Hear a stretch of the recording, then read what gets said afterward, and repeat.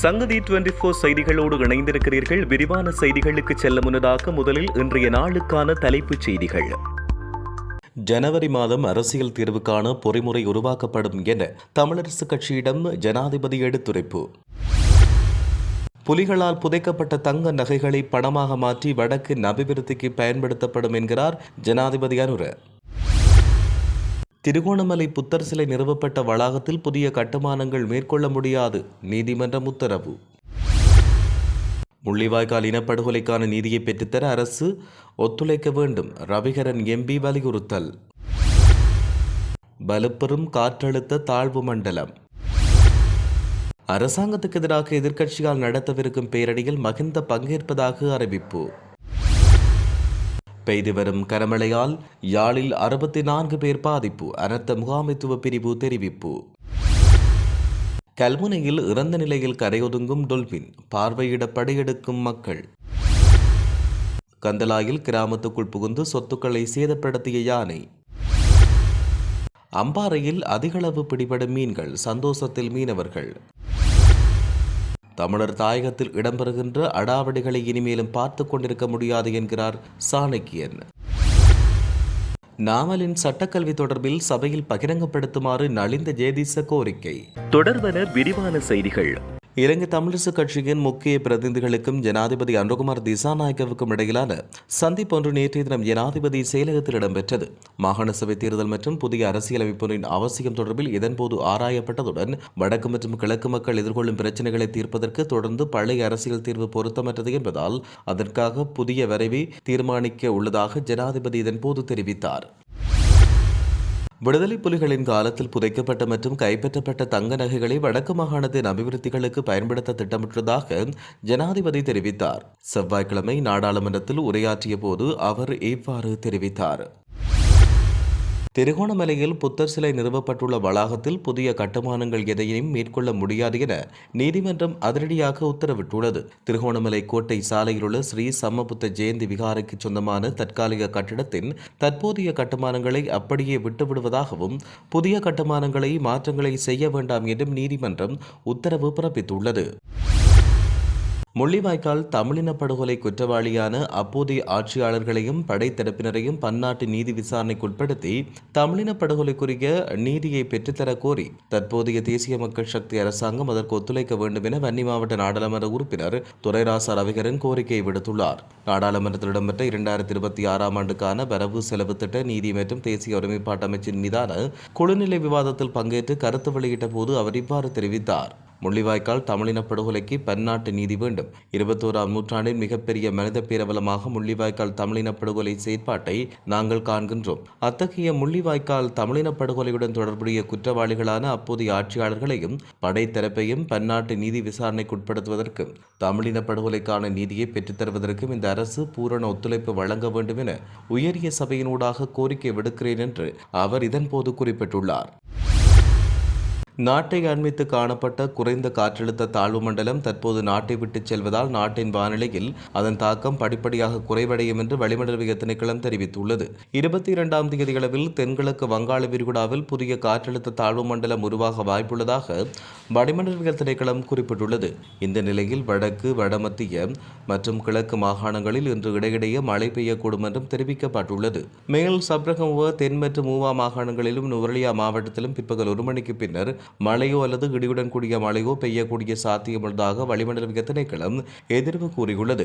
முல்லைத்தீவு தொடக்கம் காங்கேசந்துறை, புத்தளம், கொழும்பு, காலி, அம்பாந்தோட்டை ஊடாக பொத்துவில் வரையான கரையோரத்துக்கு அப்பால் உள்ள கடற்பிராந்தியங்களில் மழையோ அல்லது இடியுடன் கூடிய மழையோ பெய்யக்கூடும். கடற்பிராந்தியங்களை பொறுத்தவரை மணித்தியாலத்துக்கு 20 முதல் 30 கிலோமீட்டர் வேகத்தில் வடகிழக்கு திசையிலிருந்து மாறுபட்ட திசைகளில் காற்று வீசக்கூடும் என்றும் நாட்டைச் சூழ உள்ள கடற்பிராந்தியங்கள் மிதமாக காணப்படும் என்றும் தெரிவிக்கப்பட்டுள்ளது.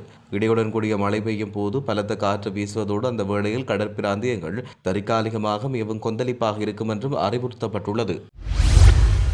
எதிர்வரும் 21ஆம் தேதி ஸ்ரீலங்கா பொதுஜன பெரமுன தலைமையிலான எதிர்க்கட்சிகள் ஒழுங்கு செய்துள்ள பேரணியில் முன்னாள் ஜனாதிபதி மஹிந்த ராஜபக்ஷ கலந்து கொள்ள உள்ளார். தன்னுடைய பிறந்த நாளை முன்னிட்டு ஆசீர்வாதம் பெறுவதற்காக கண்டி தலதா மாளிகைக்கு விஜயம் செய்தபோது ஊடகங்களுக்கு கருத்து வெளியிட்ட முன்னாள் ஜனாதிபதி இதை தெரிவித்தார்.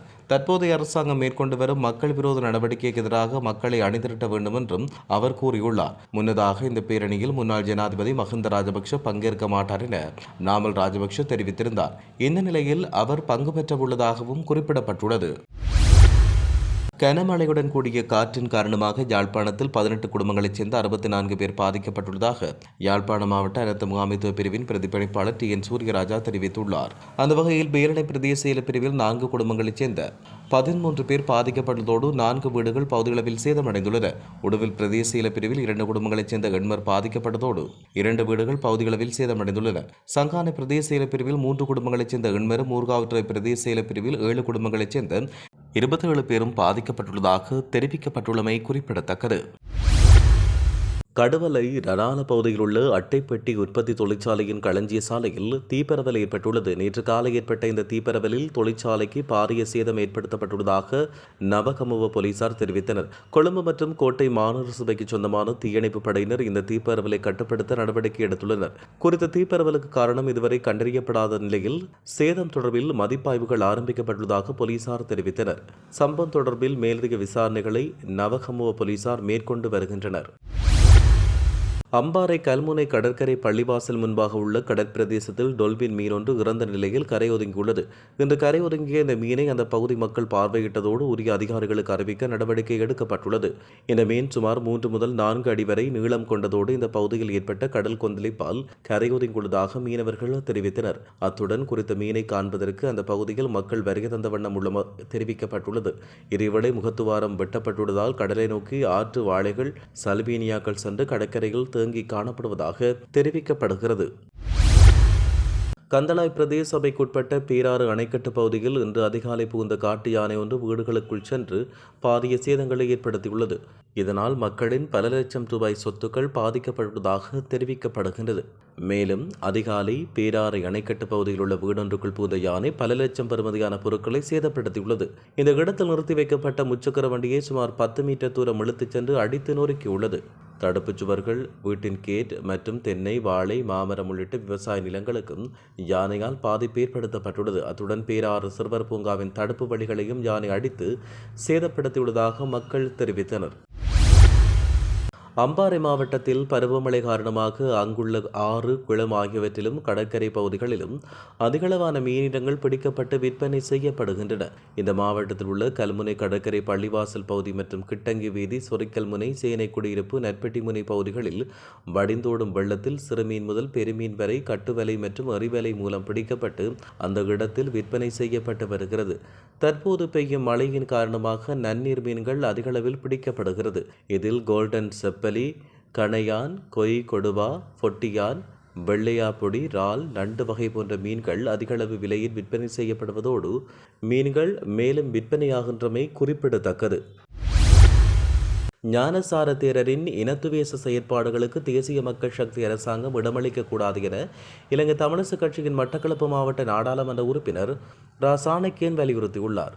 கலகொடத்தை ஞானசார தேரர் திருகோணமலைக்கு சென்று வடக்கு மற்றும் கிழக்கில் விசேடமாக திருகோணமலை தமிழ் மக்களுக்கு சொந்தமானது என்று கூறிக்கொண்டு பௌத்த சின்னங்களை அங்கு வைப்பதற்கு தடையாக இருக்கும் நாடாளுமன்ற உறுப்பினர் ராசமாணிக்கம் சாணக்கியனுக்கு எச்சரிக்கை விடுத்துள்ளார் என்றும் எவ்வித காரணத்துக்காகவும் செயற்பாடுகள் ஒன்றையும் நிறுத்த முடியாது என்றும் கூறினார். இது தொடர்பில் ஊடகங்களிடம் கருத்து வெளியிட்ட போது தமிழரசுக் கட்சியின் நாடாளுமன்ற உறுப்பினர் சாணக்கியன், எமது தமிழர் தாயகத்தை ஒருபோதும் விட்டுக் கொடுக்க முடியாது, பூர்வீகமாக தமிழர்கள் வாழ்ந்து வரும் இடத்தில் அடாவடித்தனங்களில் ஈடுபடுவதை வன்மையாக கண்டிக்கிறோம். இந்த செயற்பாடுகளை பார்த்து கொண்டு இனியும் இருக்க மாட்டோம். அத்துடன் தேசிய மக்கள் சக்தி அரசு ஞானசார தேரரின் இனத்துவேச செயற்பாடுகளுக்கு இடமளிக்க கூடாது என்றும் அவர் இதன் பொழுது கருத்து வெளியிட்டுள்ளார்.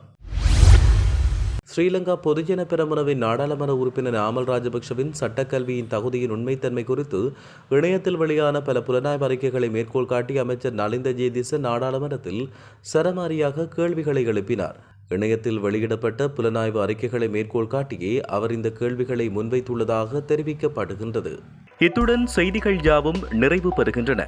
மேலதிக செய்திகளுக்காக சங்கதி 24.com உடன் இணைந்திருங்கள். வணக்கம்.